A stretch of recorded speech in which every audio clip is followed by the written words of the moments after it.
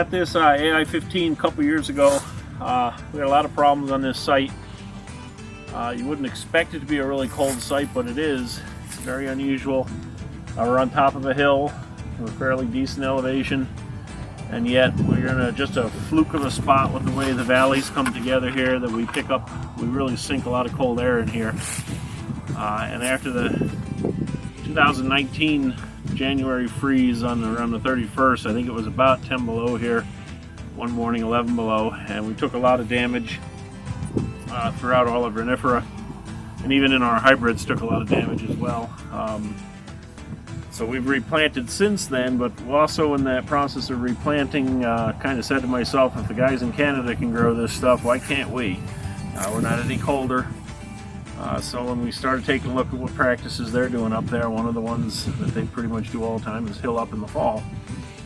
So we wanted to look for a hilling up tool that helps both go up and helps deep downhill in the springtime, because what you got to put up, you got to take down in the spring, and downhilling is a lot more work than uphilling. Uphilling, we just plow along the blade and push it up. Downhilling, this rig can be switched. There's a rocker arm here that kicks out on hydraulics. There's a blade in back here. This blade, you switch it around the other way. There's another blade that's reverse, pulls the soil away from the vines.